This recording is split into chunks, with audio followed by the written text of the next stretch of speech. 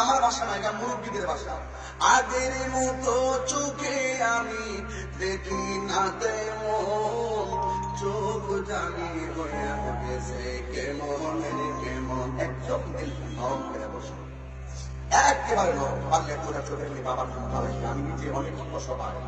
আমার বাবা নামক সালে আমার মার্চের 5 তারিখে চলে গেছে। আমি পাগলের মধ্যে বলতেছি, আগের মতো চোখে আমি দেখি না তেমন, চোখ জানি হইয়া গেছে কেমনের কেমন।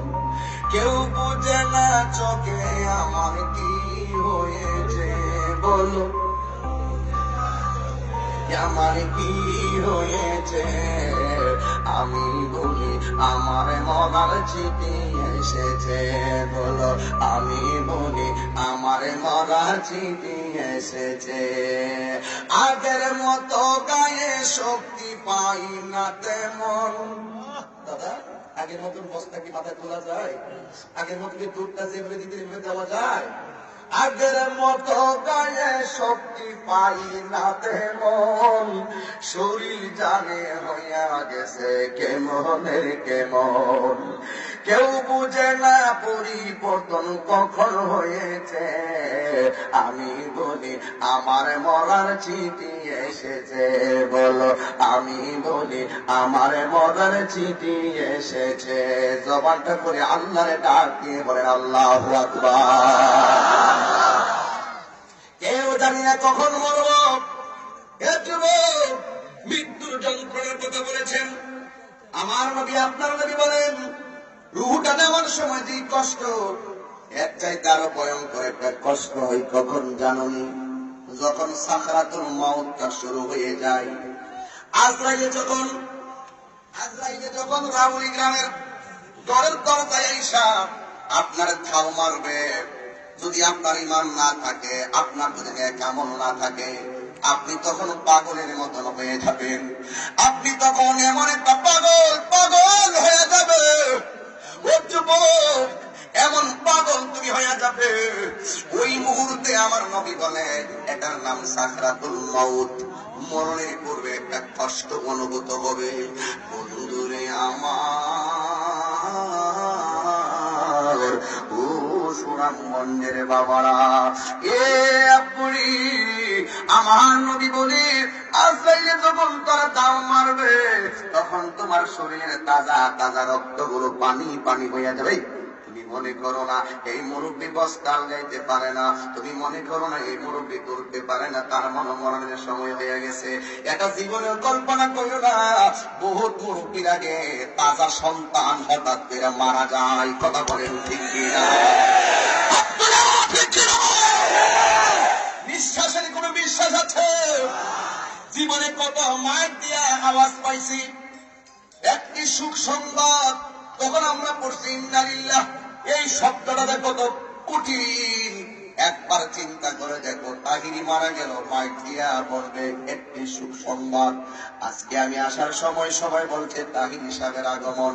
আমি যদি এখন মারা যাই, তাহিরি সাহেবের স্টেজ থেকে নামায় অ্যাম্বুলেন্সে তুল, এই কথা বলবে না, বলবে শুধুমাত্র লাশটারে ধইরা অ্যাম্বুলেন্সে তুল।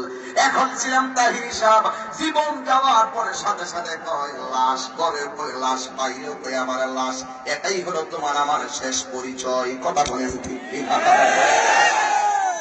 এই জন্য যুবক ভাই আমার নবী বলেন মৃত্যুর যন্ত্রণা এত কঠিন। ও যুবক, অনুরোধ করে বলি মরার আগে একবার মরো।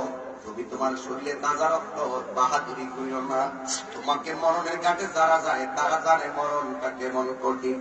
মৌত কাসিন কুল্লু নাসিন শারিবুন, কবর পাইতিন কুল্লু নাসিন দাখিলুন।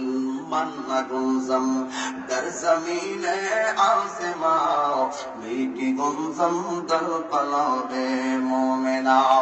মাকান চুশতি নামাজে পারজেগানা, ফাওয়াইলুল লিল মুসাল্লিন আল্লাযিনা। সুরে আল্লাহু আকবার বলবেন না? সকলকে মৃত্যুর স্বাদ গ্রহণ করা লাগবে। বাবা জান, আপনার আব্বা তো বলুন কত মানুষের চেহারা দেখে আমার আব্বার মতো লাগে না। কবরে নামায়া বাবার দাড়িগুলোরে দূরে আসছিলাম, আর ধরতে পারি না। এই যুবক তুই প্রস্তুত হয়ে যা, কবরে যাওয়ার আগে আল্লাহর গোলামি করো, নবীর মহব্বত রাখো। আমার নবী বলে, জীবন্ত বকরির গায়ে থেকে চামড়া তুললে বকরির যেমন কষ্ট হয়, আজরাইলে যখন রূহটা নিয়ে যাবে তার চাইতে কোটি গুণ বেশি কষ্ট হবে মৃত্যুর সময়। শুধুমাত্র তাই নয়, যখন তোমার রূহটা বের করে নিয়ে যাবে, আমার নবী বলেন ওই সমস্ত তার যে তারের কানেকশন ছিল, তার রগের কানেকশন ছিল, রক্তের কানেকশন ছিল, আজরাইলে যখন রূহটাকে ধরবো তোমার শরীরের সেই শক্ত শক্ত রগ গুলো টাস টাস করে ছিঁড়া যাবে। হাড্ডি গুলার যে জোড়া আছে এই জোড়া গুলো টাস টাস করে খুলে যাবে। এই জন্য আমার নবী বলেন মৃত্যুর যন্ত্রণা কোন সবচাইতে ভয়ঙ্কর। একটা মানুষ মারা যাওয়ার পরে যদি দেখো ওই মানুষটার জিহ্বায় কামড় মারছে, একটা মানুষ মারা যাওয়ার পরে যদি দেখো ওই মানুষটার চোখ গুলা উল্টাইয়া দিয়েছে, পায়খানা করে বড়াইয়া দিয়েছে, মনে করবা তার লক্ষণটা বেশি ভালো নয়। যুবকের দল, আর একটা কথা মনে রেখো, একটা মানুষ যদি ওই মরণের সময় তার চেহারাটা হলুদ হলুদ হয়ে যায়, মনে রাখবা ওই মানুষটা আমার নবীর কালিমা পড়তে পড়তে তার মরণ হয়েছে। আল্লাহু আকবার। এই জন্য রাস্তা কয়টা? রাস্তা কয়টা? একটা হলো ভালো রাস্তা, আরেকটা হলো মন্দ রাস্তা। আমার নবী বলেন বেঈমানের সাথে মারা গেলে তার কবরটা হবে অত্যন্ত ভয়ঙ্কর। আর যদি আপনি ইমানদার হতে পারেন, বলতাম কথাটা, আমরা কি ইমানদার না বেঈমান? আরো জোরে বলো, ইমানদার না বেঈমান? কারা কারা ইমানদার? দুইটা হাত ধরে দেখেন, স্লোগান দেন।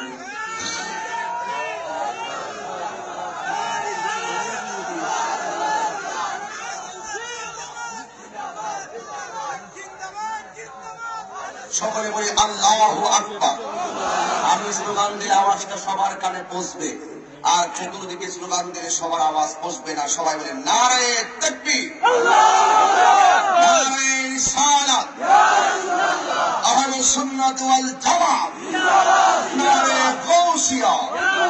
আল্লাহু আকবার। জবান খুলে বলুন, আমরা কি ইমানদার না বেঈমান? কারা কারা বেঈমান হাত তোলেন।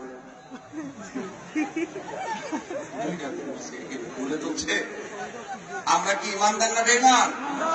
ইমানদারের মরণটা কেমন হবে জানার দরকার আছে না নাই? আপনারা বলতে হবে। আপনারা বলেন রূহটা কবজ করার ফেরেশতা একজন, জবান করে কোন তার নাম কি? আজরাইল কি এই এলাকা চিনে? রাউলি গ্রামে কি আসছে আজরাইল? এটা কি বুঝে আসে আপনার? তার মানে আপনি যেখানে পলায়ন করেন না কেন সেখানে আজরাইল যাওয়ার ক্ষমতা আছে না নাই? একদম মাটির নিচে যায় রাজপ্রাসাদ বানাইলেও সেখানে আজরাইল যাবে কি যাবে না? তো যদি আপনি ইমানদার হতে পারেন, দেখেন ইমানদারের পাওয়ারটা কত। কেন বলছি ইমানটা বড় সম্পদ? টাকার দাম বেশি না ইমানের দাম বেশি? আমার দেশের মানুষ অনেক সময় ইমান বিক্রি করে দেয়, আছে না নাই বলেন? ইমান বিক্রি করে দেয় টাকার কাছে। ইমানের দাম বেশি না সম্পদের দাম বেশি? ইমানদারের কাছে আজরাইলে যখন আসবে, আজরাইলে এসে ইমানদারের পায়ের কাছে বসবে না, ডান পাশেও বসবে না। আমি বারা ইবনে আযিব রাদিয়াল্লাহু তাআলা আনহু যে হাদিসটা, আমি ওই দিন গত 15-16 দিন আগে তাহাজ্জুদ নামাজের পরে এই হাদিসটা পড়েছিলাম, এই হাদিসটা এখন এটা পড়তেছি। ওই আজরাইলে ইমানদারের পায়ের কাছে বসবে না মরণের সময়, বুকের বরাবর বসবে না, ডান পাশে বসবে না, বাম পাশে বসবে না। আজরাইলে গিয়ে বসবে ইমানদারের মাথাটার পাশে, মাথার কাছে বসবে। বসার পরে ইমানদারের মাথার মধ্যে আজরাইলের নুরানি আঙ্গুল দিয়ে এইভাবে চিরুনির মতন আশ্রাবে। কেমন লাগে আশ্রানোটা? নাতি যদি নানার মাথার চুলগুলো আশ্রাইতে কেমন লাগে বাবা? একটু শান্তি শান্তি লাগে। আজরাইল এইভাবে ইমানদারের মাথার চুলগুলোকে আশ্রয় দিবে। ইমানদার তখন একটা ঘুম ঘুম, অসুস্থ থাকলেও এটা ভুলে যাবে, এবং সে কষ্টে থাকলেও তার কষ্ট ভুলে যাবে, কারণ আজরাইল তাকে ভুলাইয়া দিবে। যেরকম আল্লাহু আকবার। এবার যখন আঙ্গুল দিয়ে এরকম করবে, হঠাৎ করে এক পর্যায়ে আজরাইলে বলবে, এ আল্লাহর বান্দা, একটু পরে তোমার রূহটা আমি নিয়ে যাব। ইমানদার বলবে অনেক কষ্টের এবং অনেক সুখের কথা। ইমানদার বলবে, ও আজরাইল, আর দেরি করো না গো, আর দেরি করো না, আমার রূহটারে তাড়াতাড়ি নিয়ে যাও, কারণ এই দুনিয়া আমার ভালো লাগে না। কারণ ইমানদারের জন্য দুনিয়াটা হলো একটা জেলখানা। কথা বলেন ঠিক কিনা? ইমানদারের জন্য দুনিয়াটা একটা জেলখানা। ইমানদার বলবে, আজরাইল, ও আজরাইল, তাড়াতাড়ি রূহটারে নিয়ে যাও, কারণ আমার যিনি বানাইছে ওই মনিবের দেখার জন্য আমার মনটা পাগল পাগল হইয়া রয়েছে। এটা হলো ইমানদারের ভাষা। তখন আমার আল্লাহ রাব্বুল আলামিন একটা ফেরেশতাকে পাঠাবে। ও ফেরেশতা আজরাইলে তার রূহ কবজ করবে, তুমি তাড়াতাড়ি যাও এলাকায়। তাইয়া ইমানদারের মাথার পাশে আজরাইল বসেছে, কিন্তু তুমি ইমানদারের দুইটা চোখের মাঝখানে গিয়ে বসবে। জোরে কি সুবহানাল্লাহ বলবেন না? ইমানদারের দুইটা চোখের মাঝখানে বসবে। খবরটা সাধারণ খবর না, খুব কঠিন একটা খবর। আজরাইলে বসবে মাথার পাশে, আর আল্লাহ যেই ফেরেশতাটা পাঠাবে ওই ফেরেশতাটা বসবে ইমানদারের দুইটা চোখের মাঝখানে।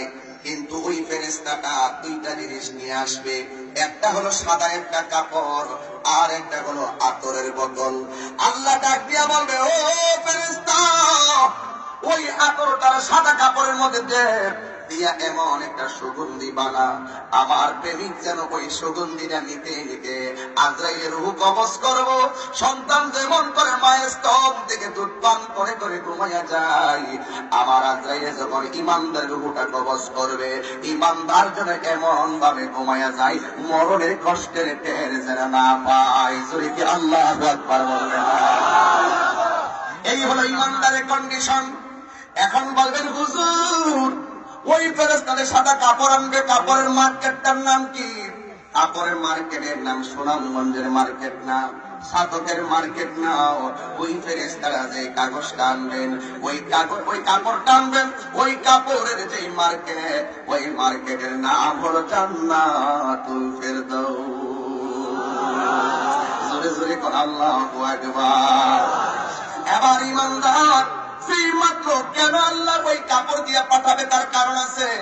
আল্লাহ ডাক দিয়া বলবে, ফেরেশতারি, ও ফেরেশতা, আজরাইল যখন ইমানদারের রূহটা কবজ